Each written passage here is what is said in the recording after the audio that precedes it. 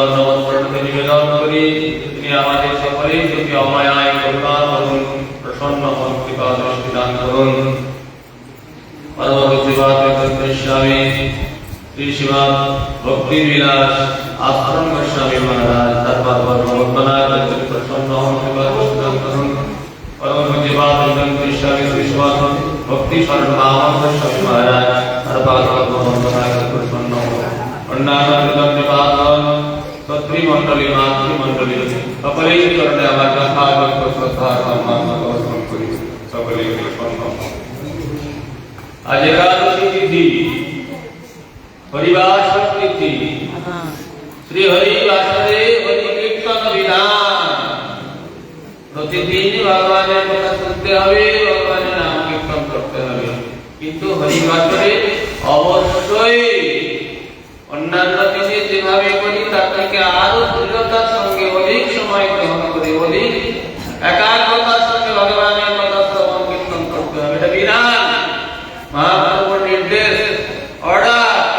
সুতরাং আমাদের যত কষ্টই হোক অত্যন্ত দৃঢ়তার সঙ্গে সেই ভগবানের কথা শ্রবণ কীর্তন করতে হবে, তবে আমাদের বাস্তব মঙ্গল সম্ভব।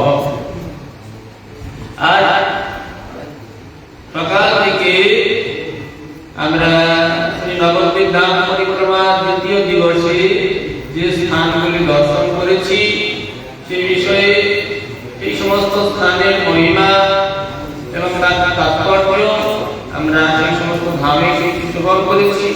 তৎপরে পূর্বাপদ থেকে কিঞ্চিত শ্রবণ করলাম। সুন্দরভাবে তিনি ধরে ধরে ধরে ধরে প্রত্যেকটি ধামের বিষয়ে বললেন। তৎপরে আশ্রম গোস্বামী মহারাজ সেই বিষয়ে সুন্দরভাবে আমাদেরকে অবগত করালেন। এখন সময় অতি অল্প, প্রায় সাড়ে নটা পেরিয়ে গেছে।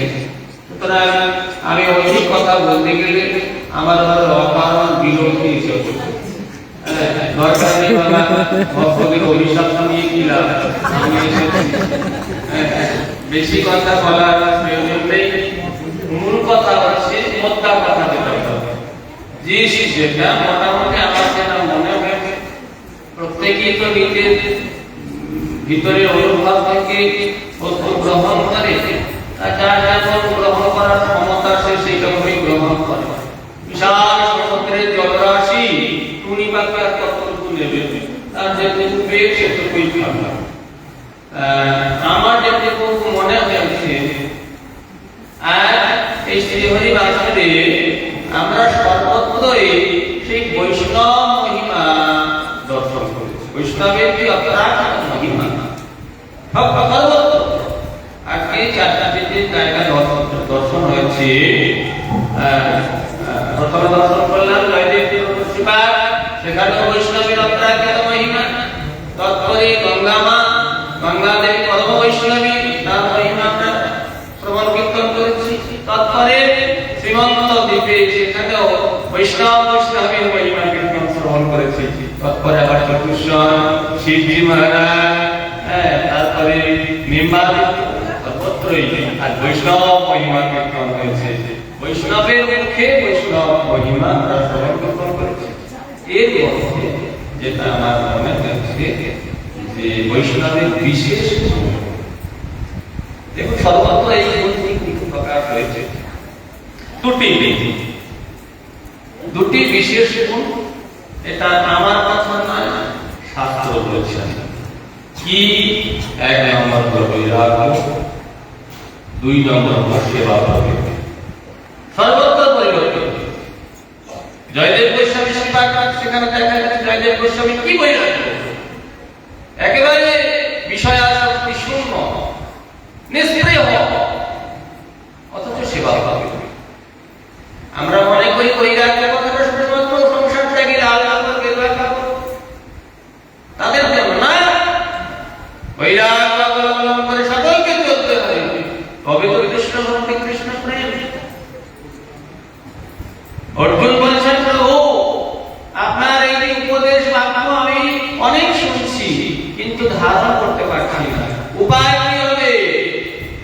ভগবান তুমি যেটা বলছো ঠিক, অসংশয় মহাপাপ দুর্নিগ্রহ চলো, ঠিক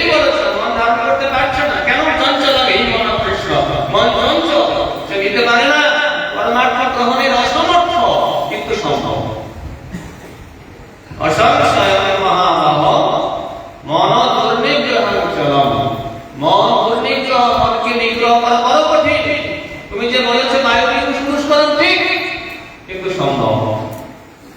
বৈরাগ্য আর অভ্যাস। অভ্যাস অভ্যাসটা কি? সেবা প্রবৃত্তি। সেবা অভ্যাস করো। ভোর থেকে রাত্রি পর্যন্ত গুরুদেব যে সেবা দায়িত্ব দিয়েছেন সেবা অভ্যাস করো। আর বৈরাগ্য অবলম্বন করো। বৈরাগ্য কি? বিষয় আসক্তি করতে দেয়। এই দুটি অবশ্যই দরকার। বিগত রাগ ঈশ্বর কি বৈরাগ্য, যার আসক্তি পরিত্যাগ করে তিনি বৈরাগী। আর বিশেষ রাগ, বিশেষ আসক্তি প্রীতি, ভগবানের প্রতি নিষ্ঠা, এটা হলো বৈরাগ্য। চৈতন্য মহাপ্রভু সে কথা বলেছেন, কৃষ্ণ নিষ্ঠা কৃষ্ণ ত্যাগ। কৃষ্ণ নিষ্ঠা হলো সেবা প্রবৃত্তি, তৃষ্ণ ত্যাগ হলো বৈরাগ্য। এখানে জয়দেব গোস্বামী তত্ত্ব, চতুষ্ষণের তত্ত্ব, চতুষ্ষণ বললেন মহারাজ সুন্দরভাবে কিছু কথা আপনার কথাটা আপনাদের কানে কিছু হইচয়ের মধ্যে বুঝতে পারছি না, কিন্তু খুব সুন্দরভাবে মহারাজ কথা বলেছেন। চতুষ্ষণ বলছেন যে আমিও পূর্বে ওই রকম ব্রহ্মবাদী ছিলাম, কিন্তু পরবর্তীকালে ভগবানের কৃপায় আমার ভগবান সেবা প্রবৃত্তি জেগেছে। সেবা প্রবৃত্তি ব্যতীত সর্বোচ্চ প্রাপ্তি কোনোভাবে সম্ভব নয়। এই জন্য সেবা প্রবৃত্তি থাকতে হবে। যার সেবা গুরুপাদ মহাত্মা যাকে যে সেবা দান করেছেন সেই সেবাই করতে হবে, অবশ্য করতে হবে। তবে বৈরাগ্যকে বাদ দেওয়া চলবে না। কিবা গৃহস্থ কিবা সন্ন্যাসী প্রত্যেককে বৈরাগ্য অবলম্বন করতেই হবে। ভগবান অর্জুনকে সে কথাও বলেছেন, অর্জুন সম্ভব, এই অধ্যাত্ম জগতে প্রতিষ্ঠা সম্ভব। ভাববো না আমরা দুর্বল, দুর্বল বলে ছেড়ে দিলে হবে না। অনেকে মনে করে আমরা সংসারী মানুষ, ছাত্রসার লোক, এই সব আমাদের জন্য নয়। আমরা কি পারি? আমাদের এসব হবে না, প্রত্যেকের পক্ষে সম্ভব। উপায় কি? আমি দিয়েছিলাম ঘরে, উপায় ভগবান বলবেন, আমাকেই দিতে হবে। যোগ কর্মাণি সংকল্পত্ব ধনঞ্জয় সিদ্ধো সিদ্ধসম ভূত্বা সমত্তং যোগ উচ্যতে। যোগে স্থিত থাকো, ভগবানের সাথে যুক্ত থাকবে। যোগস্থ, ভগবানকে বাদ দিয়ে, গুরুদেবকে বাদ দিয়ে খুব সংসার করছি, খুব সংসার করছি, বৃন্দাবন সংসার করে খুব আনন্দে কাটাচ্ছি, হবে না, শিষ্যকে যেতেই হবে। এই জন্য যোগস্থ গুরু কর্মাণি, যোগে স্থিত হয়ে গুরুপাদ পদ্মকে আশ্রয় করে, গুরুপাদ পদ্ম যুক্ত থেকে ভগবানের সঙ্গে লিঙ্ক তৈরি করে, ভগবানের সঙ্গে সম্বন্ধ স্থাপন করে গুরু কর্মাণি সংসারে যাবতীয় কর্ম দেখি কে তোমাকে মানতে পারে। মায়াবী কি তোমাকে মানবে? ভগবানের সঙ্গে সম্পর্ক রাখো। যোগস্থ গুরু কর্মাণি, সংগ্রাম তত্ত্ব, অসংগ্রাম আসক্তি। আসক্তির জন্য সংসার না, তোমাকে সংসার করার অনুমতি দেওয়া হচ্ছে, গলা ঘুরিয়ে ভোগ করতে তোমাকে পারমিশন দেওয়া হয়নি। হরিভজনের জন্য সংসার করার অনুমতি দেওয়া হয়েছে। একজন ভক্ত এসে বললেন গৌরকিশোর দাস বাবাজি মহারাজকে, বাবাজি মহারাজ আমি সংসার করতে চলেছি, কিভাবে সংসার করবো আপনি একটু অনুমতি করুন, আমায় বলে দিন, নির্দেশ দিন। সংসার করবি?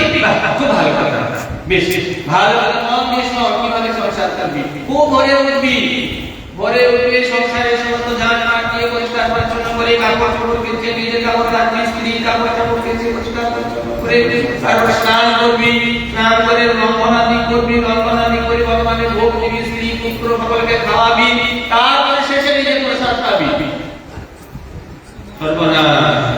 আমি বিবাহ করছি, বউ আনছি, তাকে রান্না করে খাওয়াবো, তাকে রান্না করে খাওয়াবো, সে আমার সেবা করবে না। শিখিরে তুই কি ভোগ করার জন্য সংসার করতে পারছিস? কৃষ্ণের সেবা করার জন্য সংসার, কৃষ্ণের সংসার করো, স্থায়ী অনাচার, অনাচার ত্যাগ করে কৃষ্ণের সংসার করো, তবে তো মায়া ছাড়বে। সংসারটাকে ভোগ্যবস্তু মনে করে যদি সংসার করো, তাহলে সারা জীবনে অনন্তবতী জন্মকে দিয়ে যাবে, মায়া ছাড়বে। সংসারটা ভোগের বস্তু নয়। প্রভুপাদ বললেন তোমার কর্মকে ভোগের জন্য কনকে দিবারে সেবা মাধব।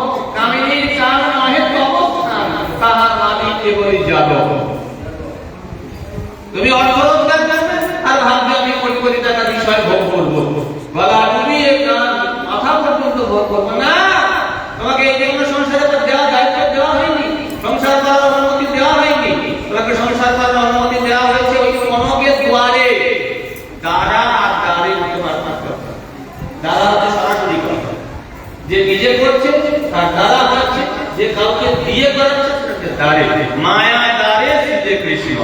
মায়া দ্বারা সৃষ্টি করতে পারে না, মায়ার দ্বারে ভগবান কৃষ্ণ সৃষ্টি করেন, কার্য করেন। যাই হোক, কোন সরাসরি টাকাটাকে ভগবানের চরণে ঢেলে দিলে সেটা হবে না। ওই টাকাটা দিয়ে বিভিন্ন সেবার উপকরণ সংগ্রহ করে ভগবানের সেবা করতে হবে। এই জন্য কনকের দ্বারে সেবা মহাত্ম, টাকাটা বাদ ভগের জন্য তোমাকে দেওয়া হয়। কামিনীর কাম নহে ভগবান, স্ত্রীকে নিয়ে এসেছো, সে তোমার খুব সেবা করবে, নানাভাবে তোমার বিষয় ভোগের সুবিধা দেবে, তা নয়। কামিনীর কাম নহে ভগবান, তার মালিককে বলে যাবো তোমার স্ত্রী ভগবানের সেবিকা, এই বুদ্ধিতে তার সেবা করবে তুমি, তোমার সেবিকা নও। প্রভুর সেবক হয় আপনার, প্রভুর সেবা করার জন্য তুমি স্ত্রী স্ত্রীকে গৃহে এনেছো, তার সুবিধা অসুবিধা তার সমস্ত কিছু দেখা হলো দায়িত্ব তোমার। এই বুদ্ধিতে তুমি স্ত্রীর সেবা করবে, কনকের দ্বারা ভগবানের সেবা করবে। এই প্রকৃষ্ট তার বাস্তব কিভাবে রূপ দেবে এটা দেখিয়েছেন জয়দেব গোস্বামী। তিনি কখনো পদ্মাবতীকে নিজের ভোগ্য বস্তু রূপে দর্শন করেননি, সংসারকে কখনো নিজের বিষয় ভোগের স্থান করে তিনি কখনো দেখেননি। তার সংসার কৃষ্ণের সেবার জন্য, স্ত্রী কৃষ্ণের সেবার জন্য। কত সুন্দর বৈরাগ্য সেবা প্রবৃত্তি। সংসার জীবনটাই সাধু জীবনের, সাধু জীবনে আমাদের সেইভাবে করতে হবে। প্রভুপাদ বললেন আমাদের সন্ন্যাস মর্কটের ন্যায় সন্ন্যাস নয়, আমাদের সন্ন্যাস ভগবানের সেবা যুক্ত সন্ন্যাস। এই জন্য যুক্ত বৈরাগ্য। কিসের যুক্ত? মানুষ সম্মান প্রতিষ্ঠানের যুক্ত থেকে না, সেবায় যুক্ত থেকে সন্ন্যাস গ্রহণ। এই জন্য এক সময় গুরু মহারাজকে বলেছিলাম, গুরু মহারাজ সাধুদের ছেঁড়া জামা ছেঁড়া চলতে এগুলো এইটাই ভালো, সাধু সাধু মনে হয়। ছেঁড়া জামা জামা কাপড় ছেঁড়া থাকবে, ছেঁড়া থাকবে, জীবন কোন রকমের ভিকারি ভিকারি লাগবে, সাধু সাধু একটা অনুভব হয়। গুরু মহারাজ খবরদার, সাধু সেজে কিছু হয় না, সাধু হতে হয়। এই জন্য কোন সময় দেখেছি যদি গুরু মহারাজ কাপড়টা ছেড়ে গেছে, নতুন কাপড় নাই, কাপড়টা বারবার তবে ভিতরের ভাব থাকতে হবে। এক সময় গুরু মহারাজকে বলেছিলাম, গুরু মহারাজ যখন গ্রামে থাকতাম, পূর্বাশ্রমে ছিলাম, সাইকেল গরু গাড়ি এইসব নিয়ে ঘুরে বেরিয়েছি। আর এখন 4 চাকা গাড়ি তো দূরের কথা, ব্যাঙ্গালোর তো ট্রেনেও যায় না, ব্যাঙ্গালোরে চলে প্লেনে যাচ্ছে, ব্যাঙ্গালোর ও প্লেনে আসে। গুরু মহারাজ কতটা পতন হয়েছে আমার। না, প্রয়োজন বোধে শুধুমাত্র গ্রহণ, ভোগ্য বুদ্ধিতে কখনো কোনো বস্তুকে গ্রহণ করবে না। যদি ট্রেনে তোমাকে ব্যাঙ্গালোর যাওয়া আসা করতেও হয়, মনটা রাখবে যে আমার ভূমিকাটা ওই জায়গায়, আমি ওইখানে আছি, ব্যবহারের জন্য এটা আমি গ্রহণ করছি। সাধক সবসময় গুরুর আজ্ঞাকে বলবান রেখে যদি বিষয় গ্রহণ করে, তবে সেই বিষয় তাকে মানতে পারে। কিন্তু যদি সাধক নিজের ভোগ্য বস্তু বিচারে ত্যাগী, বৈরাগী, সন্ন্যাসী, নিজের ভোগের ভোগ্য বুদ্ধিতে আত্মপ্রতিষ্ঠার জন্য, সব পরিতৃপ্তির জন্য, ইচ্ছা পরিপূরণের জন্য যদি কোনো ভোগ্য বস্তুকে বিন্দু মাত্র পায়ের আঙুল দিয়ে স্পর্শ করে, ওটাই তার ভগবানের প্রাপ্ত হবে। এই জন্য কিবা সন্ন্যাসী কিবা প্রত্যেকে বিষয় আমরা গ্রহণ করব শুধুমাত্র ভগবানের সেবার জন্য, প্রয়োজন বিচারে। এই জন্য বৈরাগ্যময় জীবন সুন্দরভাবে জয়দেব গোস্বামী তার লিখেছেন। অন্যান্য যে সমস্ত বৈষ্ণবের মহিমা আমরা শ্রবণ করলাম, প্রত্যেকের মধ্যে কৃষ্ণ নিষ্ঠা, কৃষ্ণ ত্যাগ, এটা হচ্ছে প্রেমের প্রথম সিঁড়ি। এই সিঁড়িতে উত্তীর্ণ না হতে পারলে পরবর্তীকালে যে 3টি রস আছে, দাস্য, সখ, বাৎসল্য, মধু, 4টি যে রস আছে, ওই রসের স্থান পাওয়া যাবে না। প্রথম রসের অধিকারী হতেই। এই জন্য গুরুবারের নিকটে আমরা প্রার্থনা জানাই। হ্যাঁ, প্রভুপাদের চরণে আমরা প্রার্থনা জানাই আমাদের প্রতি প্রসন্ন হন, আমরা যেন সেই